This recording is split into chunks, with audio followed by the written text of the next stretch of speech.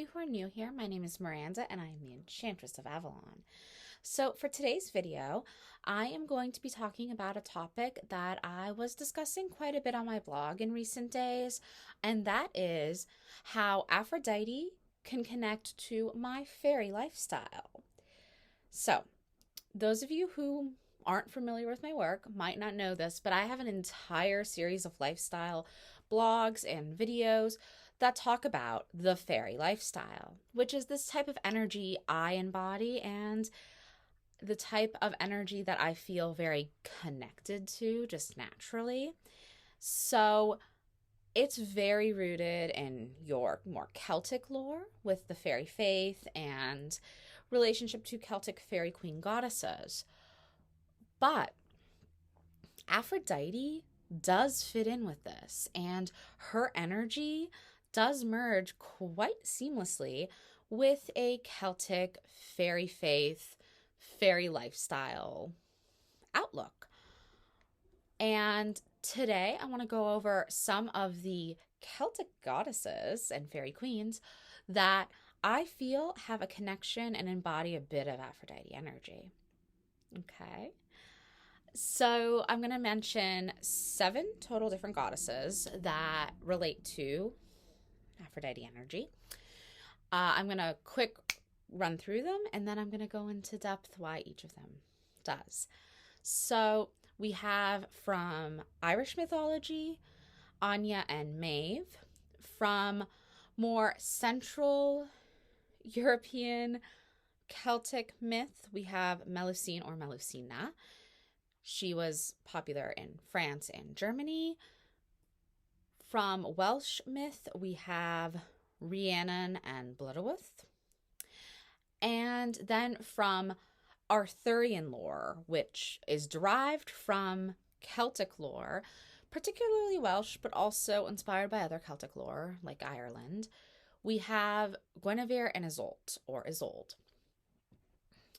Now, Isolde is often cited as having her origin in Ireland because in the Arthurian legends, she is described as being an Irish princess. But we could also then say that Guinevere could have her origins in Scotland because she's described as a Scottish princess in who each become queen in the Arthurian lore. So, how do each of these goddesses embody some of that Aphrodite energy? I'll start with Anya and Maeve. Anya and Maeve are Irish fairy queens and goddesses, and Maeve is a goddess whose most prominent tales take place in the Ulster cycle, and she's a goddess of both war and sexuality. So she already has 2 aspects that are traditionally associated with Aphrodite, because Aphrodite, as I've mentioned in previous Aphrodite videos, was actually worshipped as a war goddess as well as a love goddess. And of course, Aphrodite is a goddess of sexuality. So you have this combining energies of war and sex that are already embodied in Aphrodite's construct and in how her energy is presented to you. And we have Maeve embodying both of those. She's a figure that literally has a name that means she who intoxicates. Now, this means that it could lead to raucous wild partying, also very Aphrodite energy, and it means she who is so alluring that you're intoxicated by her presence, and she therefore has this power over you, which Aphrodite does over her lovers, both mortal and divine, and over anyone mortal and divine, because she is love, and she distributes this love and this sexual passion to everyone, mortal and divine. So that allure and that intoxicating enthrallment we associate with Maeve is very reminiscent of an Aphrodite energy. Anya now, on the other hand, is another Irish goddess.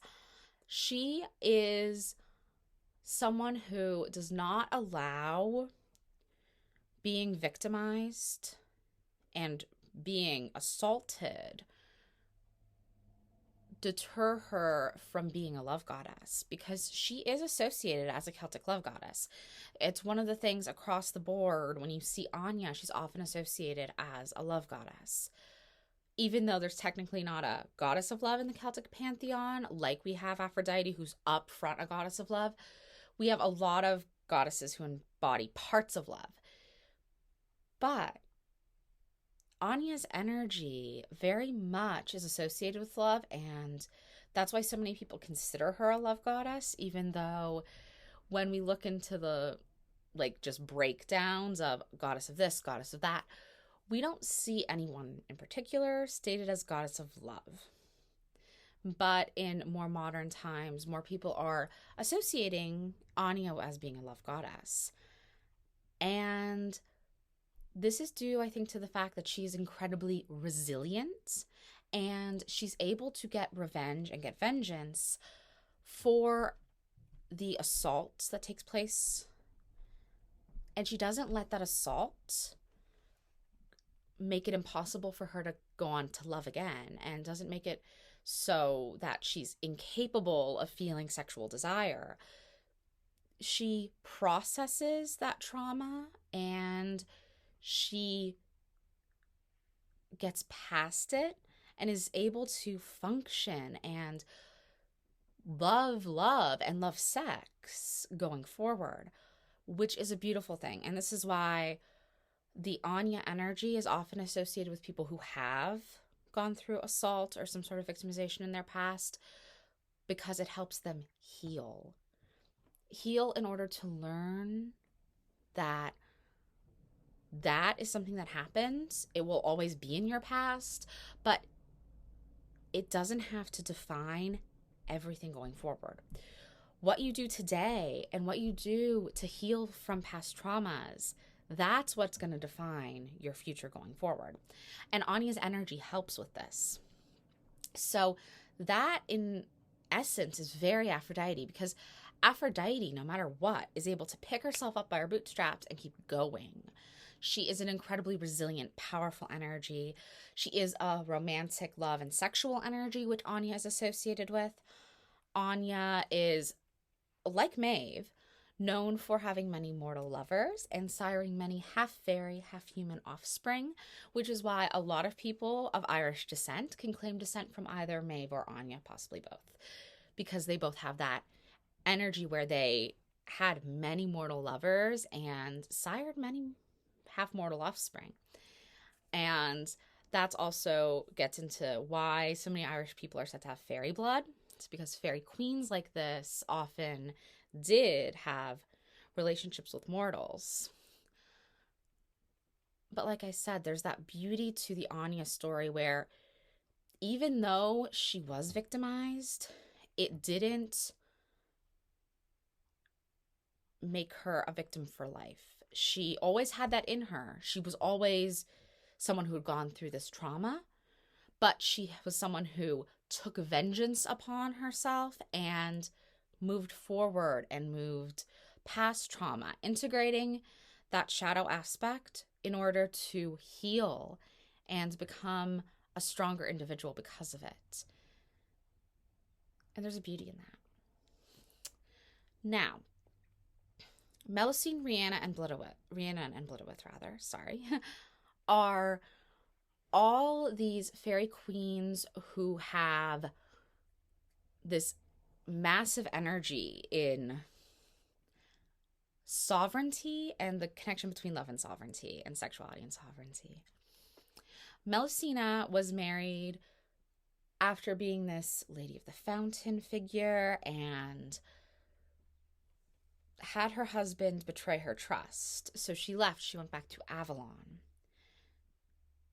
because trust is the most important thing. Rhiannon had her husband not trust her in the fact that she didn't harm their child, but he never forsook their marriage. He didn't forsake her. He didn't divorce her when he easily could have. So they're able to be reunited once their son is brought back to them. And Blitowith, because of giving into love, ends up enacting an act of rebellion in trying to kill her own husband to be with the man she truly loves.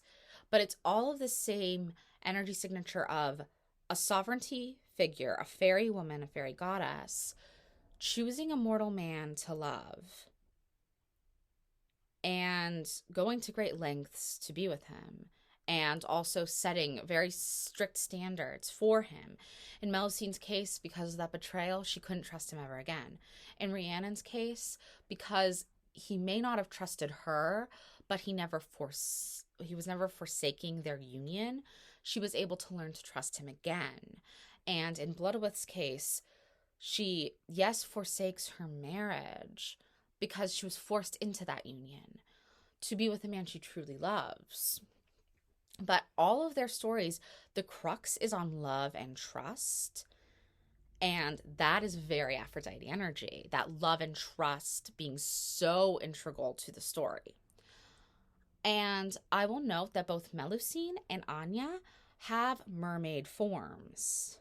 Or in Melusine's case, sometimes she's described as serpentine, but this form that's associated with water and water fairy energy, which Aphrodite is associated with. She's associated with mermaids. She's associated with nymphs, especially nymphs of water. And she had that birth from the sea. My last video actually was on the birth of Aphrodite. So all of this mirrors Aphrodite's energy quite well. And finally, the last two I was going to mention are Guinevere and Isolde. They are fairy queens who are married to kings and fall in love with knights. They have very similar storylines. Guinevere usually has a knightly lover. It wasn't Lancelot in the earliest tellings, but since Chrétien de Troyes introduced Lancelot, it's been Lancelot most of the time.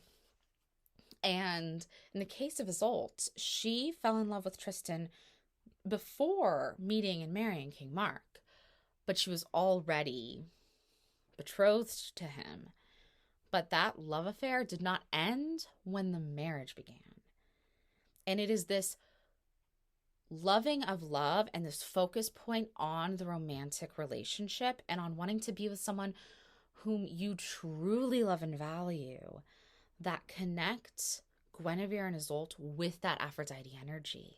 It's that love, passion, sex, partnership, soulmate, cosmic mate, desire within them. The willingness to forsake the marriage vows in order to be with someone they truly want to be with. And we see this with Aphrodite. She was married off to a man she didn't love and was willing to forsake him to be with men that she did have an attraction to. In the most famous case, of course, Ares. Ares was the first one she cheated with. He was the one she cheated most often with. And it really was their union that went on to end her marriage. At least on paper, they weren't really living together. They were just living separate lives. And that's all Aphrodite energy. She is all throughout Celtic myth. Wherever we see goddesses and fairy queens embracing love, healing from trauma, being willing to give in to their love and their sexuality, performing acts of self-love. I feel that Anya's vengeance against the man who harmed her and her ability to heal from this, it's an act of self-love. She loved herself enough to say, I'm not going to let this define me forever. It's always going to be in my past. It's always going to be something that happened to me. Can't take that away. But I can heal and let the healing and the being stronger now define my tomorrow. I am letting this healed, energized, stronger version of me define my tomorrow. And also just that energy of combining sex and love and war to embolden yourself to be these kind of spiritual, emotional warriors. That's Aphrodite energy. And it's threaded all throughout the Celtic mythos. And I could even say that my favorite goddess, Morgan le Fay, even though she wasn't one of the seven, does have some of that energy as well. Her love affairs were famous. All right, so I hope you've enjoyed this video. Please like, comment, subscribe. Bye now.